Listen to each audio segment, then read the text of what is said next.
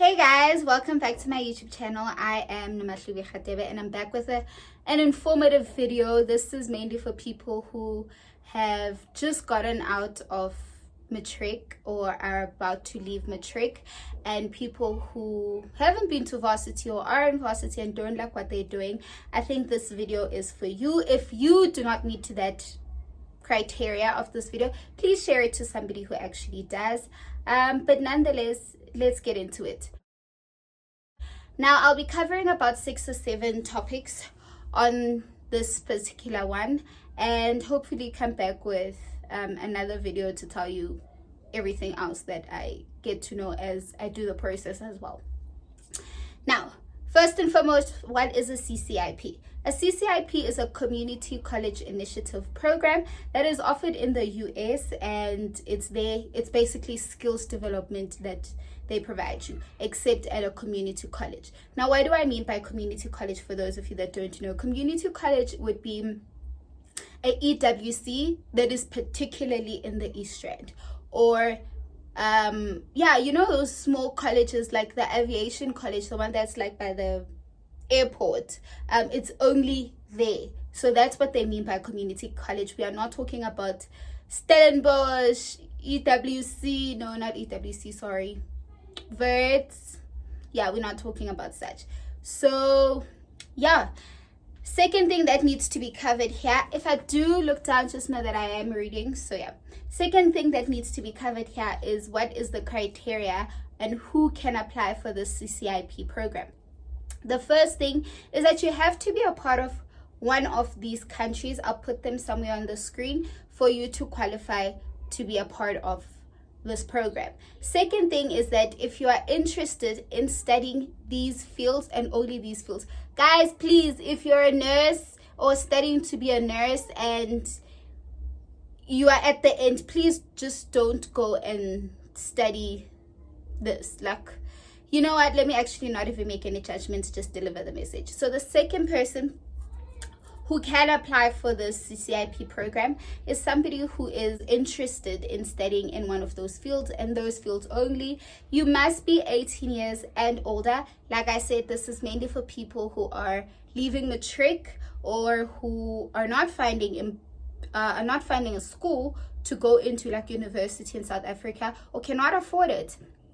Then you have to speak English, like basic knowledge of English. No, they're not saying you must be fluent in English, just basic knowledge of English, which I believe everybody, well, maybe not everybody, but most people actually have. And if you have the ability to watch this video, you most probably have the basic knowledge of English, because I'm speaking English right now and you are understanding me, which means you qualify to be a part of this. Well, you meet the criteria for the CCIP. And then you have to be, you should have not have studied anything greater than a diploma. So what does this mean again?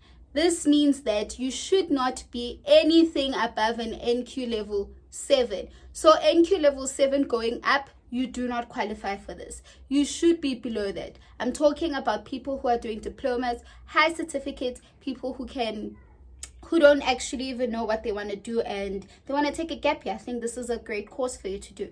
Well, yeah, great initiative for you to be a part of. This is for people who are in matric and are about to leave matric. I'd advise that if you're in matric, start looking into applying whilst in matric so you can leave the following year. So yeah, and then you have to meet specific specifications of that country, which is not a lot. I can only speak for South Africans because we did an application for my mom's friend's daughter.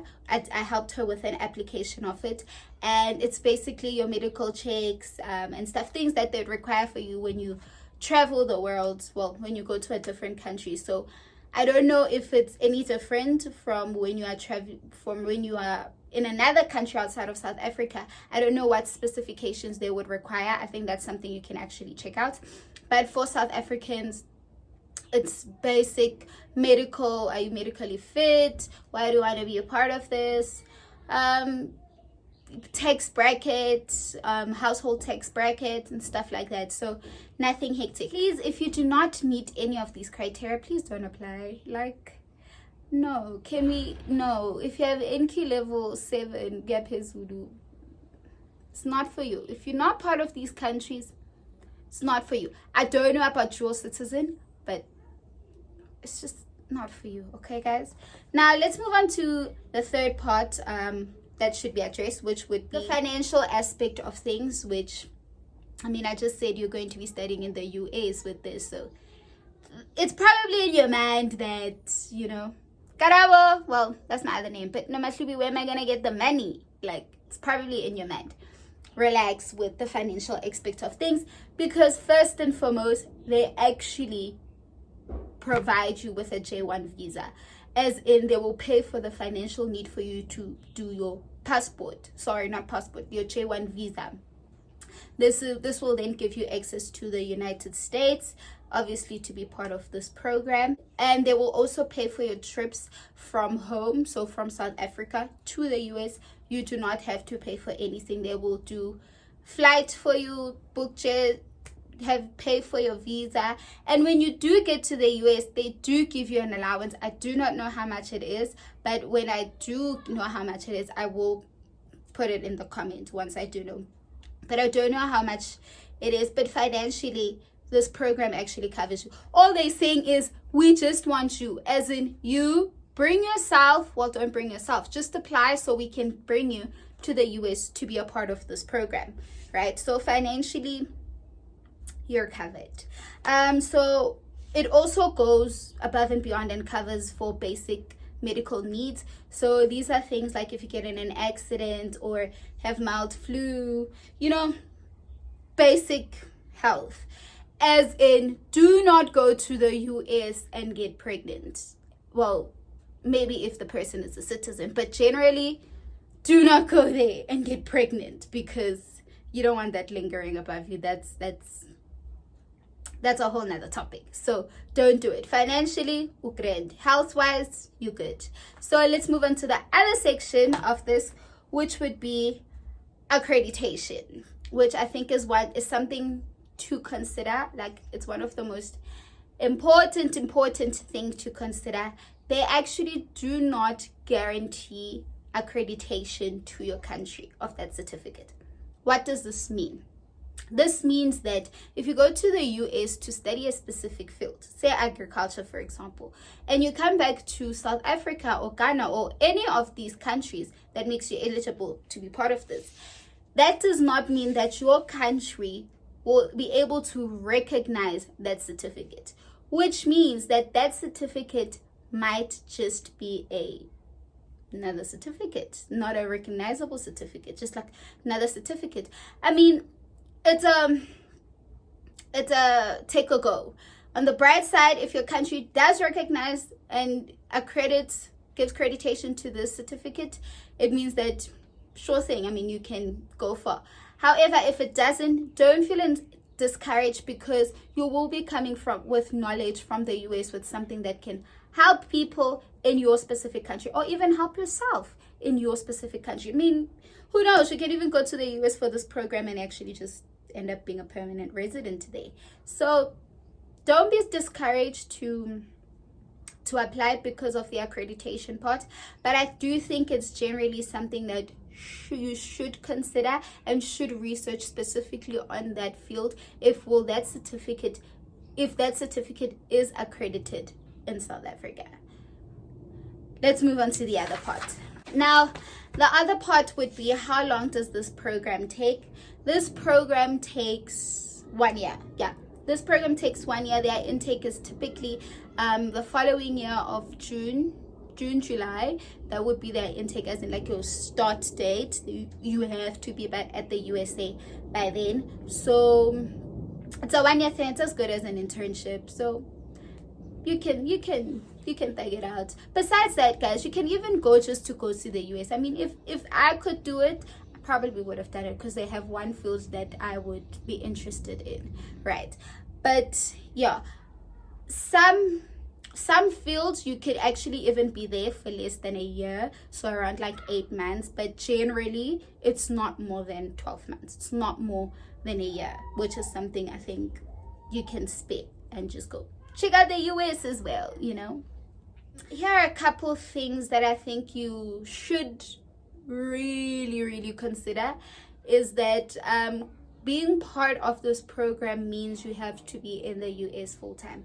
What does this mean? This means you can't be traveling to and from your country as you please. Of course, should there be any emergency, like your parent is late and stuff, they will help you to go back to your country. However, generally you will be there full-time, you'll be studying full-time, and you probably won't even see your country. You won't go back to your country unless there's like an emergency. I think it's something to consider, because being stuck in a country, you can't, it's not something you can just drop. You actually sign a contract. It's not something you can just decide, I actually don't want to be a part of this thing. It's not one of those things. So something to fully consider and prepare yourself that even when I miss home, I really just can't go home, right? Something else, well, the second thing I think you should consider is that their application process is so long. It is so long. Like, oh my God, that application process will test your patience. You go from writing really long essays to doing assessments. So if you're going to start this process of applying for the CCIP, make sure you have time on your hand, and you basically give yourself time to do this application. It is very lengthy, so if you are like me and you don't have much patience, it's gonna test your patience. It's gonna really test your patience, but focus on the end goal, going to the US and acquiring a skill and a certificate, hopefully accreditation of within your country. Another thing I think you should consider if you want to be part of the CCIP is interest in that specific field you would have picked. So part of the assessments and the essays and the lengthy process of application is they would ask you things like, why do you want to be a part of this assessment? Why do you want to be a part of this field? Why do you want to get skill and knowledge of this specific field? So here you can show that you're interested in things like, there's agriculture. So like, I have a garden at home, I just don't know how to do it. Or growing up, we used to, like for me at boarding school, growing up, we used to clean amatumbu. I don't know how you say that in English. Intestines. Yeah, cow intestines, I believe, and tribe and things like that. But I never knew how to take care of the animals and the profit part of things. I don't know that aspect, and I've been interested in it. I've shown interest in doing this and this and that. I hope I'm making sense and that you actually get the picture, because that comes in handy when they actually pick. Why would they pick somebody who has shown no interest in that specific field over somebody who's actually taken the step to show interest in that specific field? So it is important to consider the interest in that specific field and how you have shown interest in it, what you have done to show that I actually like this. Get it? Got it? Good. Those are the 3 things I think you should really consider. Now let's move on to the most important part, which is when would be the right time for you to apply, or be on the lookout for this. Firstly, I do have the website on the box bio, whatever you want to call it. I do have the website down. So, and their application process starts from October. I would personally say be on the lookout for it around, what's the month before October? January, February, March, April, May, June, July, August, September. Yes, be on the lookout from September, which means do bookmark this video for September to come back to this video for September, or do make a reminder or some sort to come back to this for September. The reason why I say this is because this year, 2024, their application process was from November. However, in the previous years, it was October. So it's always safe to say September, fakir, open your eyes and start preparing yourself for applying for the CCIP program. So I've told you how to apply, what to look out for, who this is for as in criteria, financially aspect of life, you're actually covered in that, basically covered, and it's like as in minimum, basic, don't get pregnant, don't forget. How long, duration of the CCIP. So if you feel this video is not for you, this is an informative video, so please share it with somebody else, share it with somebody who can benefit from this video. That way you spread love, you spread kindness, and you're just a nice person like me who's telling you this information, and you're just being me, except you're just sharing this video. Anyways, that is all I have for you, and till next time, bye.